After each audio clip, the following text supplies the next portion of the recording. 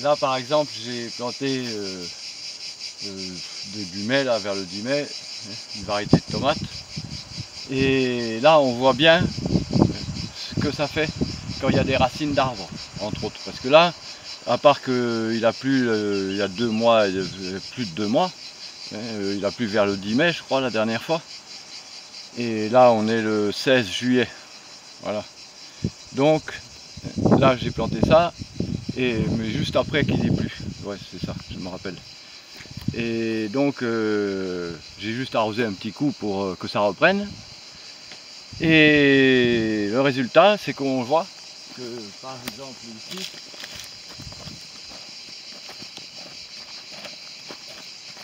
en fait comme il y a la haie de cyprès là, et bien j'ai fait une tranchée là pour couper les racines des cyprès. Mais j'ai oublié de faire une tranchée là pour couper les racines des cyprès qui viennent de là. Le résultat c'est qu'on voit, de plus c'est près des racines de cyprès, là ça fait ça, ça pousse pas.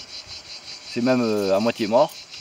La plante n'est pas tout à fait morte, sûrement qu'en automne elle repoussera, quand il pleuvra. Mais voilà, on voit les plantes là qui sont toutes petites et qui poussent très mal. Là un tout petit peu mieux. Et au fur et à mesure qu'on s'éloigne des racines de cyprès, et bien on voit les plantes là-bas, elles sont magnifiques. Donc là, on voit que c'est résistant à la sécheresse, elles n'ont jamais eu une goutte d'eau. Mais s'il y a des racines d'arbres, et bien ça pousse pas.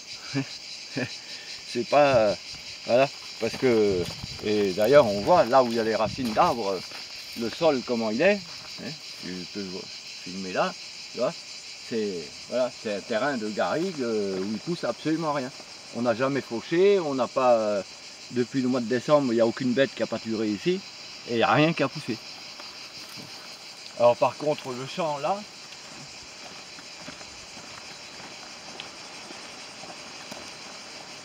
voilà, tout le champ était aussi exactement comme ça. Depuis le mois de décembre, on a enlevé les bêtes et on a commencé à préparer le terrain au mois d'avril, mai, pour planter.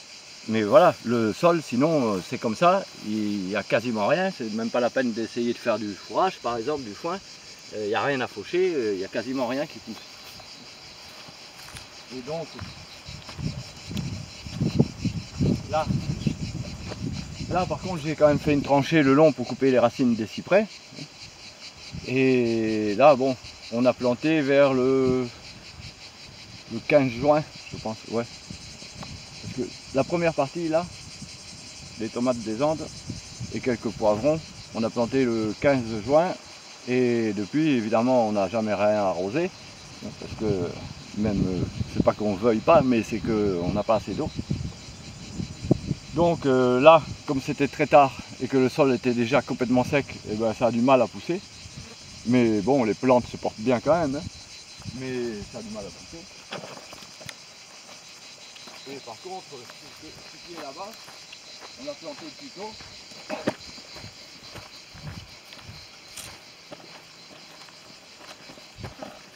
On peut voir comment le terrain était là, c'était une sorte de prairie de garrigue, quoi.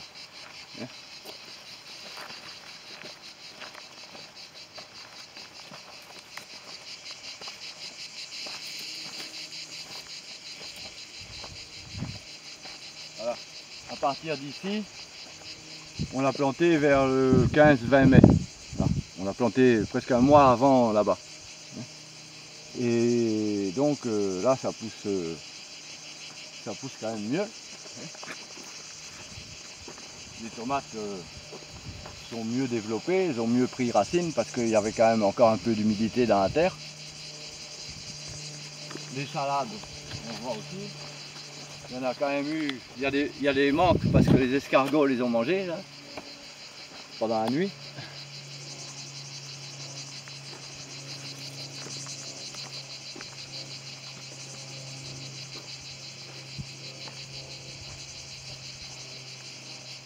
Voilà.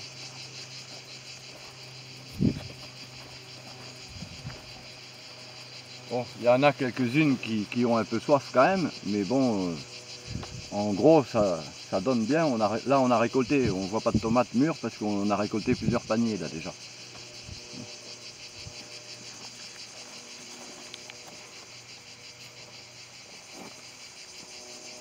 Non, il y en a quand même, hein, qu'on a oublié. Ouais. Ouais.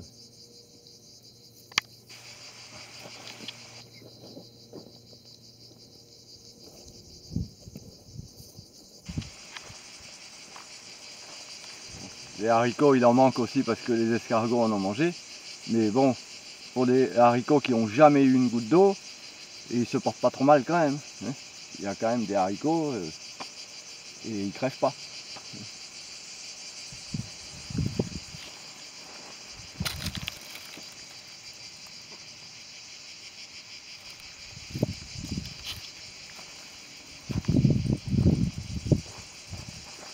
Là, c'est des salades qu'on a plantées une dizaine de jours avant, début mai. Là aussi. Et qui commencent à monter, à faire des graines. Enfin, pas à faire des graines, des fleurs. Mais là, on voit qu'elles se portent bien. Elles ne souffrent pas de la sécheresse. Il y avait des magnifiques salades. Voilà. Donc là, on peut constater que sans une goutte d'eau, en pleine canicule, et bien, même les salades, ça pousse.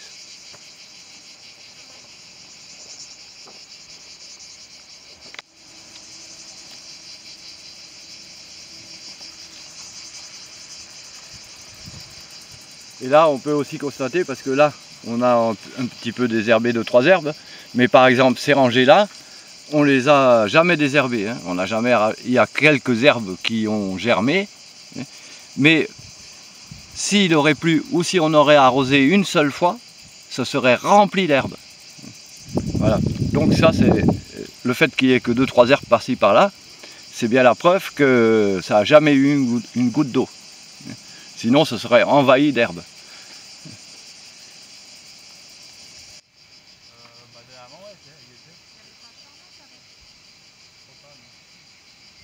Des feuilles qui sèchent aussi, parce qu'il commence à y avoir des araignées rouges. Comme je l'ai expliqué l'année passée, qui sont des sortes de vampires qui sucent la sève des feuilles et elles vont surtout sur les plantes qui ont déjà soif.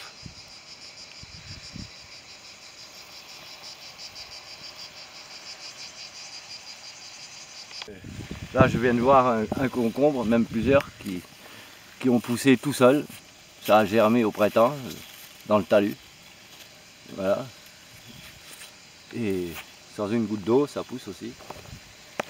Pourtant, là, on n'a pas mis de compost ni rien.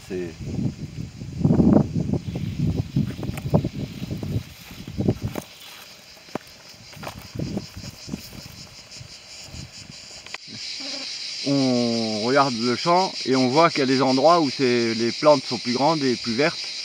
À 2-3 endroits, comme là-bas, dans le coin là-bas au fond. Hein, et que sinon les plantes sont toutes petites. Mais là, c'est parce que justement, en fait, on a planté vers le 20 juin. Là, la terre était déjà complètement sèche, sauf là où on voit des taches vertes où les plantes ont poussé beaucoup plus. C'est parce que j'avais posé des tas de compost à cet endroit-là.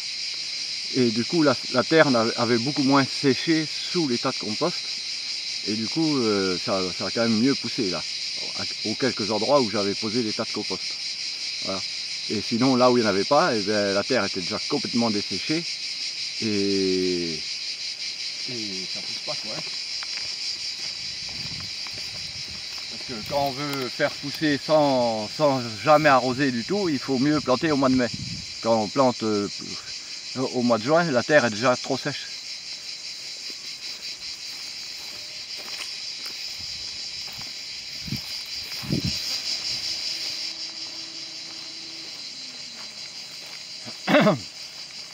Et là on peut voir le genre de plantes qui poussent. Là. Et on n'a jamais fauché, il n'y a rien qui a poussé. Voilà, si on n'aurait pas mis du compost là, dans cette terre là, c'est pas la peine d'essayer de faire pousser des légumes. Là on les a plantés et normalement ça devrait pousser, mais c'est parce qu'on a mis du compost. sinon il pousse absolument rien. Et quand même là, bon là où il y avait les tas de compost, que la terre était plus humide, ça pourra aller comme ça. Mais en gros, par exemple cette parcelle là, si on veut récolter avant le mois de décembre, eh bien il faudrait qu'on arrive à arroser au moins une fois. Parce qu'on a planté vraiment trop tard. Voilà. Le problème c'est qu'avec le débit d'eau qu'on a, eh bien, pour arroser ce morceau, ce petit champ là, qui fait à peu près 200-300 mètres carrés, il faut plus d'une semaine pour arriver à arroser ça.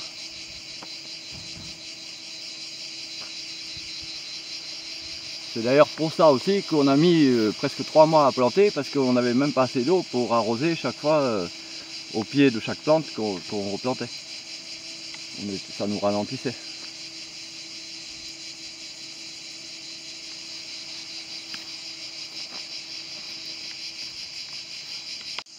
Oui, alors là c'est les aubergines et ben, c'est étonnant, mais elles poussent quand même pas trop mal. À part ici au bord là, que j'ai pas fait de tranchée pour couper les racines des arbres. Alors là on voit la différence. Il y en a même qui sont en train de crever.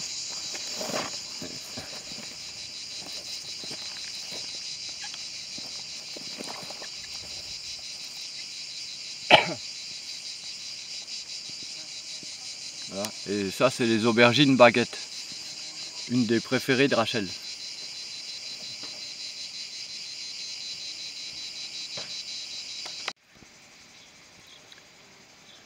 Oui, alors des fois il y a des gens qui racontent qu'on raconte des bobards parce qu'on a plein de tuyaux partout.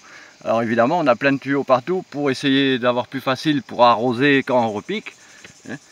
Et sauf qu'il faut jongler avec des tas de vannes, parce qu'en fait il n'y a qu'un seul tuyau qui peut avoir un tout petit peu d'eau qui coule dedans. Et même s'il y a plein de tuyaux partout, pour avoir plus facile que de porter des bidons comme je faisais pendant 15 ans, c'est plus facile, l'eau elle arrive toute seule, mais il faut quand même changer les vannes, intervertir, allumer les pompes qui marchent avec les panneaux solaires et tout ça. Et de toute façon ça fait moins d'1 mètre cube à l'heure, ou même un demi-mètre cube à l'heure là plutôt. Et sinon les tuyaux, on peut le constater, il y a des tuyaux mais on peut les ouvrir, il n'y a pas d'eau. Voilà, on l'ouvre, il n'y a pas d'eau, il n'y a rien dedans. Voilà. Et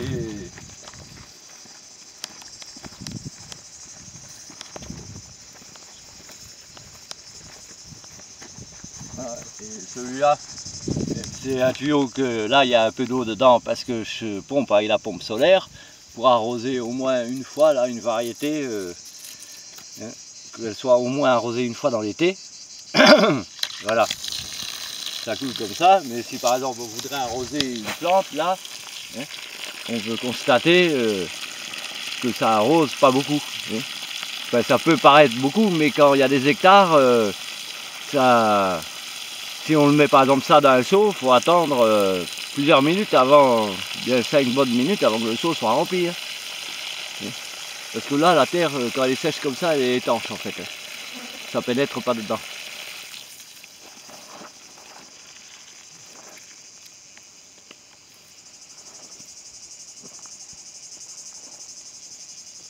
Et là par exemple ça n'a jamais été arrosé, mais ça commence quand même, c'est un des endroits les plus secs qu'il y a. Il y a des racines d'arbres et des ronces et tout ça. Et ça commence quand même à souffrir. Parce que là ça fait deux mois qu'il y a du vent et qu'il fait très chaud là. Là quand je dis qu'on n'a presque pas d'eau, la pompe qui marche avec les panneaux solaires, elle fait que 5 ou 600 litres à l'heure. Elle s'est arrêtée parce que ça s'est vidé, parce que ça coule pas assez. Voilà, les tuyaux qui amènent l'eau coulent pas assez pour alimenter la pompe qui marche avec les panneaux solaires. Ben là on a planté plus de 60 000 plants quand même. Ah oui. Ce qui fait qu'évidemment on risque pas de les arroser. Ouais. Pour avoir un ordre d'idée, tous les maraîchers, tous les horticulteurs, même les gens qui ont des vignes, ils ont un débit d'eau pour arroser 1 hectare qui est de 25 mètres cubes à l'heure. Pour mettre des gros canons à eau comme sur les champs de maïs, en moyenne c'est toujours 25 mètres cubes à l'heure. Et ici on n'a même pas 600 litres à l'heure là. Alors, et on a 3 hectares. Alors, si on calcule, ça fait à peu près qu'on a 75 fois moins d'eau qu'un maraîcher normal. Voilà.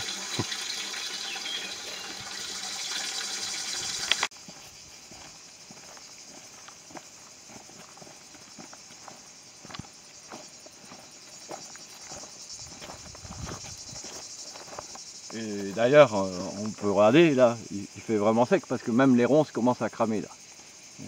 On les voit là, les ronces. Et voilà. Là, on a repiqué il n'y a que quelques jours là. C'est un peu tard, mais bon. Alors ici, par contre,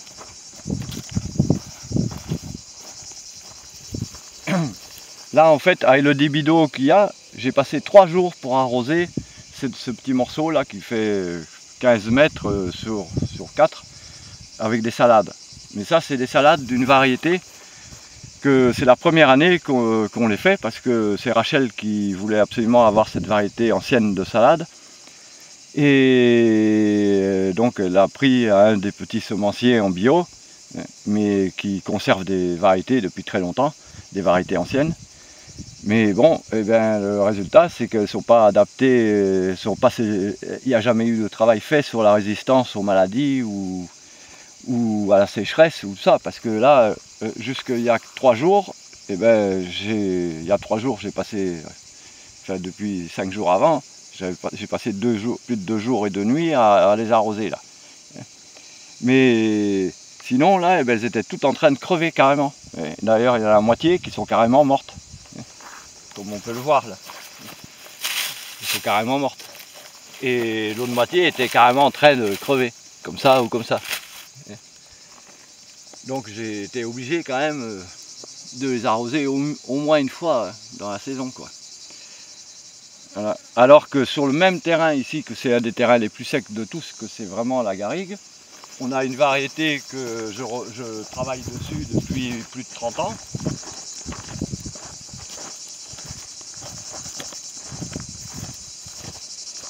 Et là, ici, c'est plus près de la forêt, il y a quand même un peu des racines de chêne, là. Et d'ailleurs, là, on voit que c'est vraiment encore plus sec, parce que même ce qu'on appelle les mauvaises herbes, les amarantes, le chien-dent, là, tout ça, sont en train de crever, là. C'est en train de crever. Et les salades, eh ben, elles se portent très bien. Il n'y en a pas une qui est morte. Et au contraire, elles sont en fleurs, elles vont donner des graines et tout. Et avant ça, ça faisait des belles salades paumées.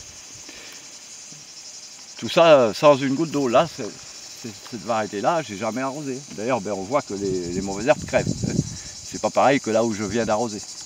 Ça, c'est des rougettes de Montpellier. Et les autres que Rachel a pris cette année là, qu'elle veut reproduire, qu'elle veut qu'on travaille dessus, c'est des rouges de Grenoble, je crois.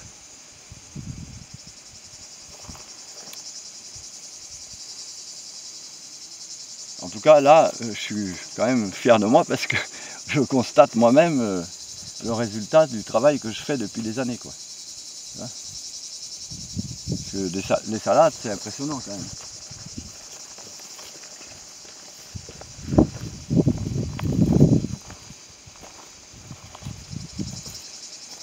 Et ça, c'est le champ de Grégory Altaï. Voilà. Qui a été planté assez tôt, ça on l'a planté tôt quand même, vers le 20 avril, mais on récolte là depuis un moment. Voilà.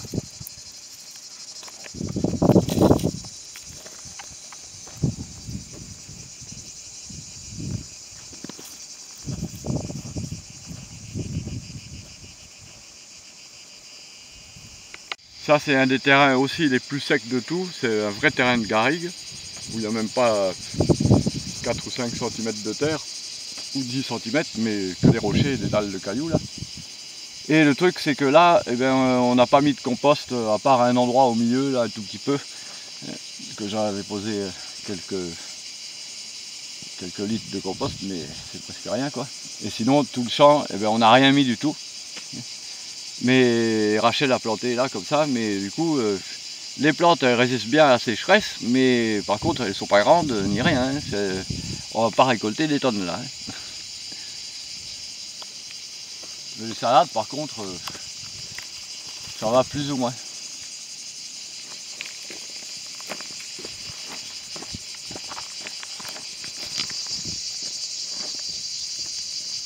Gine et Impérial Beauté Noire là.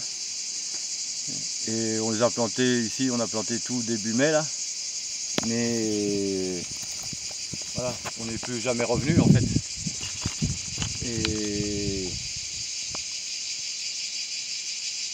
il y en a qui poussent un peu, il y en a qui crèvent un peu de soif selon qu'il y a des racines d'arbres parce que j'ai pas pu faire de tranchée ici, c'était que du rocher.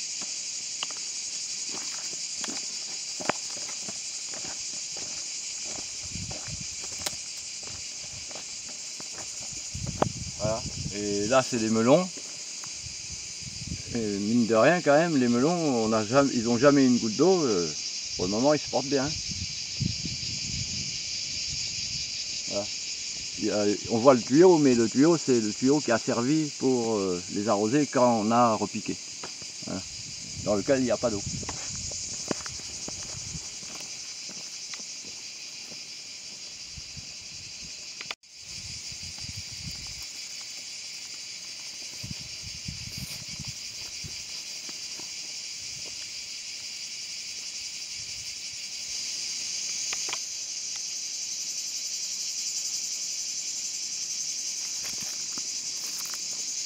Voilà. Et ici c'est des vraies terrasses de garrigues avec presque rien comme terre et que des cailloux.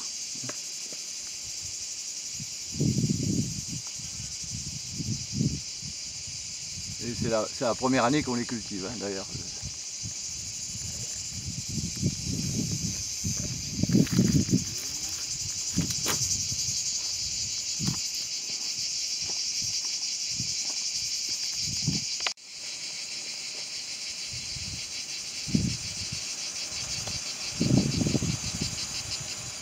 Alors ça c'est des salades merveilles de Verano. Et là elles commencent à monter en fleurs. Mais il y avait des salades magnifiques et elles n'ont jamais eu d'eau. On a repiqué début mai là, vers le 12 ou 14 mai. Et puis il n'a pas plu, on n'a pas arrosé jamais, ni les salades, ni les concombres d'ailleurs, ni le reste. Et bon, il y en a quelques-unes qu'on a mangées quand même. Et ah oui, pour ceux qui demandent si les salades merveilles de Verano font des salades paumées, en fait ça fait pas vraiment des salades paumées. Ça fait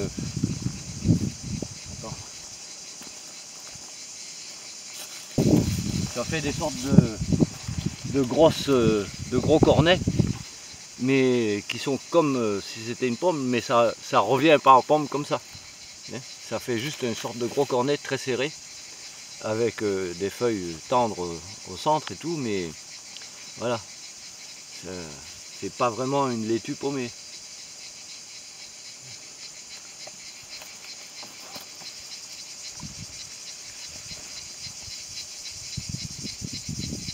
Ça c'est des salades aussi merveilles de Verano, mais comme on les a repiquées vers le 20 juin ou 15 juin, et que c'était un peu tard, là on a quand même, pas tous d'ailleurs parce qu'on n'y est pas arrivé, mais une partie on a arrosé une fois, enfin et en partie seulement, hein.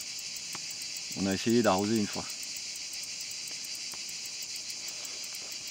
Mais c'est le seul truc là dans le coin qu'on a essayé d'arroser une fois. Et encore là on n'est pas arrivé, là, la dernière rangée elle n'a jamais été arrosée.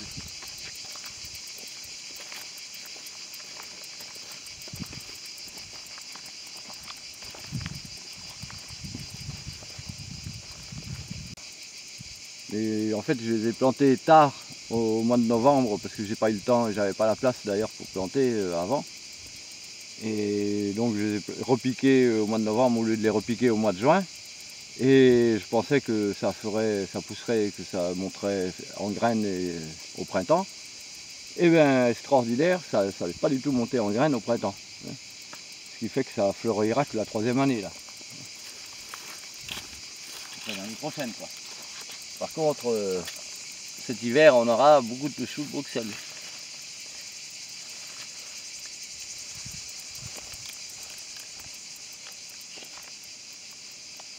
Les courges et les potirons, quand ils sont au soleil, c'est normal que les feuilles fanent comme ça, parce qu'ils le font exprès pour évaporer moins d'eau.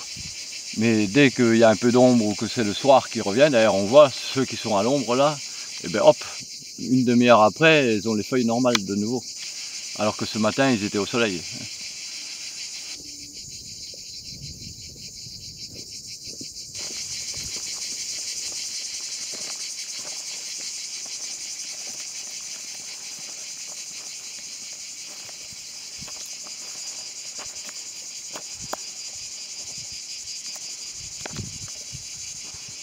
Voilà. Ici, c'est les courgettes petites grises âgées. On en a récolté plein pour manger pendant un moment et puis on a laissé pour mûrir pour les graines. Et ça aussi, eh ben, il n'a jamais plu, ils n'ont jamais eu une goutte d'eau. Voilà. C'est sûr que peut-être si on aurait arrosé rien qu'une fois, il y aurait eu 2 ou 3 fruits par plante. Là, il y en a en général qu'une, des fois 2, mais bon.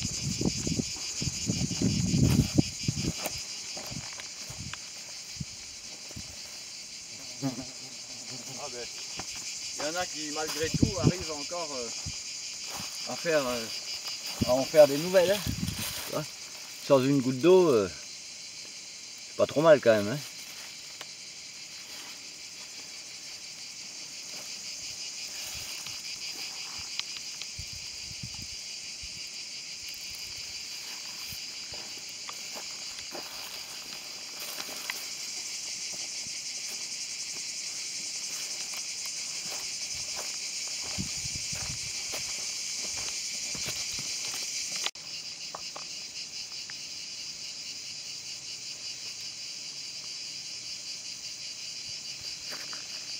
Par contre, là on voit là-haut les tomates ananas, elles se portent pas mal quand même.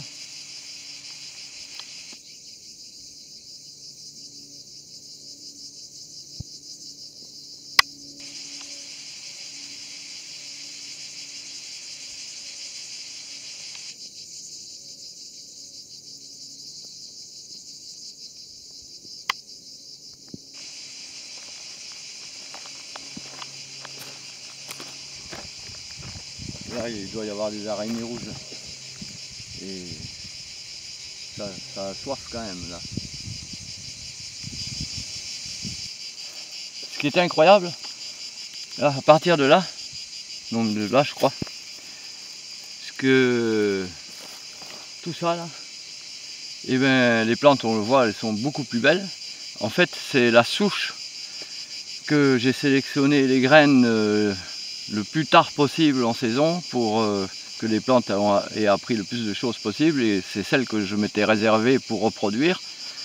Et en fait normalement on aurait dû planter tout le champ avec ça, et sauf que en fait la personne que Rachel a embauchée pour s'occuper des semis dans la serre, et ben elle a perdu les semis, ce qui fait qu'on a retrouvé que ça, et qu'on n'a pas pu tout planter avec ceux que j'avais sélectionnés pour résister le mieux. Mais là on voit vraiment quand même la différence aussi, hein. Parce que d'année en année ça s'améliore quoi.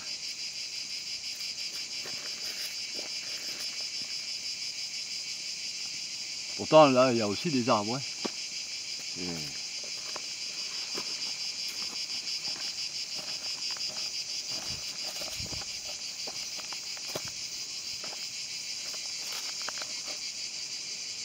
C'est quand même incroyable, hein.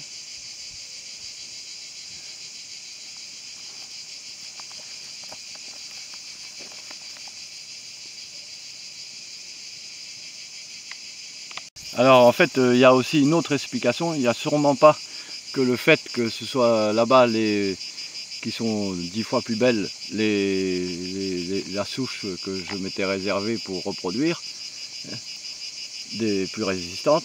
Mais c'est surtout, je pense, que celle qui était la souche, on l'a repiquée en racine nue.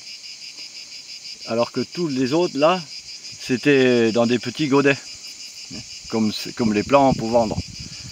Et je pense que ça vient surtout de ça, la différence, en fait. Parce que sinon, c'est quand même, parce que comme je reproduis chaque année, qu'il y ait tant de différence, ce serait vraiment étonnant. Je pense que la vraie différence, c'est que ceux là-bas au fond, c'est les racines nues, et ça, c'est en godet. Et du coup, sûrement que les plantes qui sont en godet, elles ont l'habitude de faire des racines qui tournent en rond et se développent moins bien que celles qui sont en racines nues. Je pense que c'est surtout ça l'explication.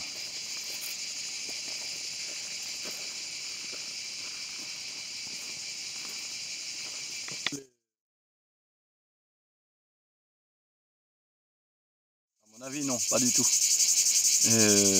D'ailleurs, c'est connu que ça n'a absolument aucun pouvoir curatif, c'est juste normalement utilisé en prévention. Alors après, peut-être sur les plantes très maladives et tout, qui sont très sujettes au milieu ou quoi, peut-être que si on veut prévenir, ça peut, comme sur les vignes, c'est possible. Mais de toute façon, le problème c'est que la plupart des gens s'imaginent qu'il y a du mildiou alors qu'il n'y en a pas. Par exemple, là en été, quand il fait plus que 30 à l'ombre, eh ben, c'est absolument impossible qu'il y ait du mildiou parce que quand il fait plus de 28 degrés à l'ombre, le mildiou, normalement, ça le met dans le coma, ça le tue plus ou moins, et il ne peut absolument pas se développer. C'est seulement en automne, quand il commence à faire entre 10 et 25 degrés, et qu'il pleut tout le temps, que là, le mildiou peut se développer, et que ça dépend de la résistance des plantes, et du milieu dans lequel on les cultive aussi. Mais la bouillie bordelaise, c'est pas conseillé du tout. En tout cas, il y a eu des analyses de fait. Et par exemple, le système immunitaire des plantes, eh ben, en fait, ce sont les vitamines, les antioxydants, les polyphénols, qui sont d'ailleurs très intéressants pour nous, pour notre santé. Mais c'est ça qui sert de système immunitaire aux plantes. Et ben, on a constaté, en faisant des analyses, que si quelqu'un met de la bouillie bordelaise dessus, ça fait diminuer de moitié les antioxydants, les vitamines et les polyphénols, directement. Donc en fait, on supprime le système immunitaire des plantes en mettant de la bouillie bordelaise dessus. Voilà, ça c'est un constat. Alors si on veut vraiment faire les choses pour au contraire renforcer le système immunitaire des plantes, on peut par exemple faire de la décoction de prêle et pulvériser la décoction de prêle. Ça n'a absolument aucun pouvoir fongicide, mais ça renforce le système immunitaire des plantes. Voilà, encore plus que ce qu'elles sont déjà.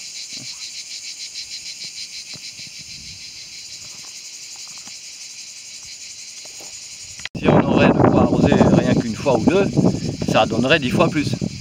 Ça c'est sûr. Parce que, ah oui, il y a beaucoup de gens qui s'imaginent que je dis qu'il ne faut pas arroser. Moi, j'ai jamais dit qu'il ne faut pas arroser. Je dis qu'on n'arrose pas parce qu'on n'a pas d'eau, ou quasiment pas d'eau. On ne peut pas arroser 3 hectares de plantés en légumes avec 1 mètre cube à l'heure. Hein. C'est absolument impossible. On peut arroser 1000 mètres carrés avec ça, mais pas 3 hectares. Voilà. Et de toute façon, on a mis 3 mois pour arriver à arroser ce qu'on repiquait. C'est pour ça qu'on a d'ailleurs mis 3 mois pour repiquer, parce qu'on était limité par le débit d'eau. Et ça veut dire que si on voudrait re-arroser rien qu'une fois ce qu'on a planté, eh bien, il faudrait 3 mois. Et dans 3 mois, c'est l'automne. Donc après, c'est pas la peine.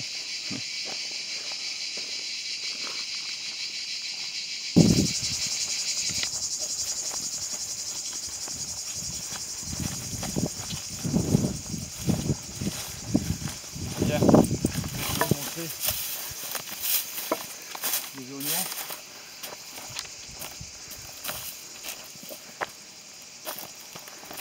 Hein, ça, c'est les oignons blancs de Robouillon.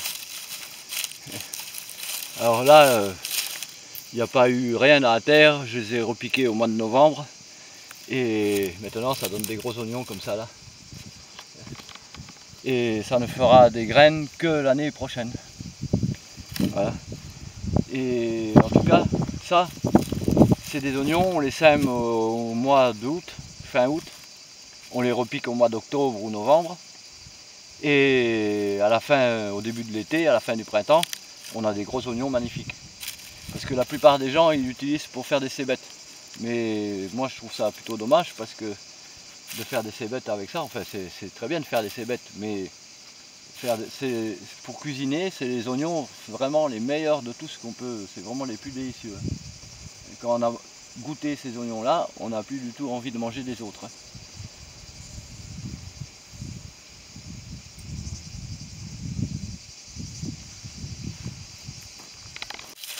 Ah, c'est beau, ouais.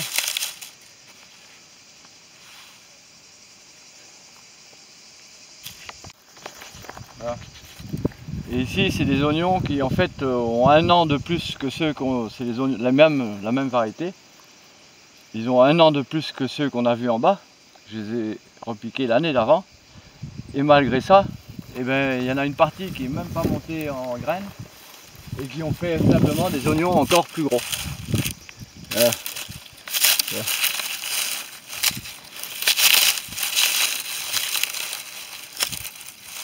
Voilà. Bon, heureusement, il y en a qui sont quand même montés en fleurs. Parce qu'au bout de la 3e année, quand même, là, ça fera la 4e année. C'est vraiment une variété d'oignons spéciale, ça.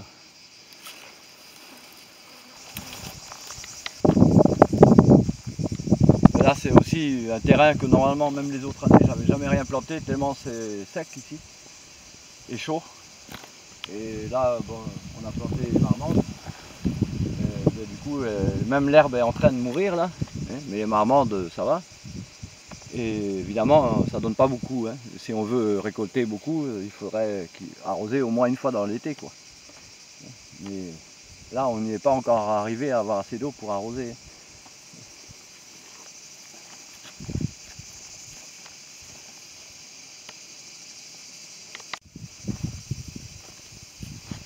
Et là, si on n'arrose pas du tout, hein, eh bien, ça donne que quelques tomates pendant les canicules, pendant l'été. Et dès qu'il fait un peu plus frais ou qu'il y a une pluie au mois de septembre, eh bien, ça repousse et puis on récolte plein au mois de novembre. Là, par contre, au mois de novembre, on récolte des tonnes. Alors là, de nouveau, on voit, ici, il y a les racines des arbres de la forêt. J'ai pas fait de tranchée pour les couper, là. D'ailleurs, ici, j'ai pas fait de tranchée nulle part pour couper les racines. Alors là, on voit les plantes toutes petites, un peu plus, qui souffrent plus. Et là, au fur et à mesure, ça va mieux.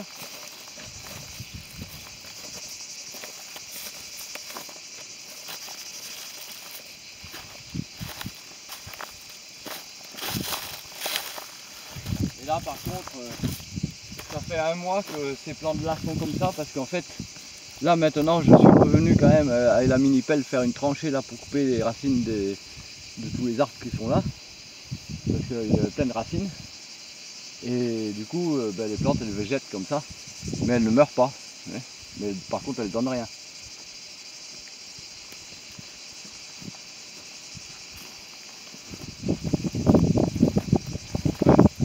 Il y en a bien une ou deux qui sont pas loin d'être mortes, hein, quand même.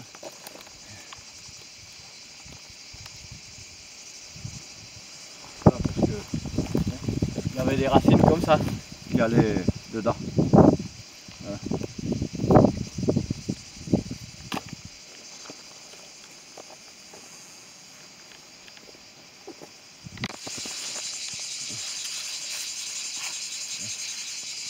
Il y en a qui cuisent un peu au soleil, mais bon.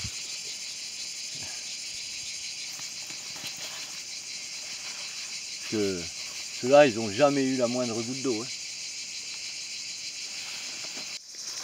Alors ici, c'est le sommet de la montagne, au milieu des arbres et des bois. Alors ici, il y a des racines aussi. Bon, j'ai un peu coupé les racines quand même. Mais là, étonnamment, il n'y a que des rochers et des cailloux. Hein. Mais les plantes se portent bien. Mais il faut dire que ici, le rocher un peu spécial, c'est beaucoup des rochers poreux qui gardent l'humidité à l'intérieur des rochers, quoi, des cailloux. C'est des rochers, comment dire,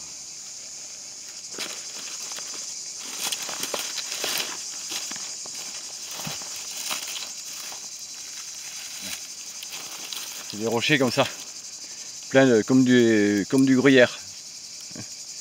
Et à mon avis, ça garde mieux l'eau à l'intérieur. Et c'est comme ça que les plantes le reprennent à l'intérieur. Voilà, ça doit faire une petite réserve.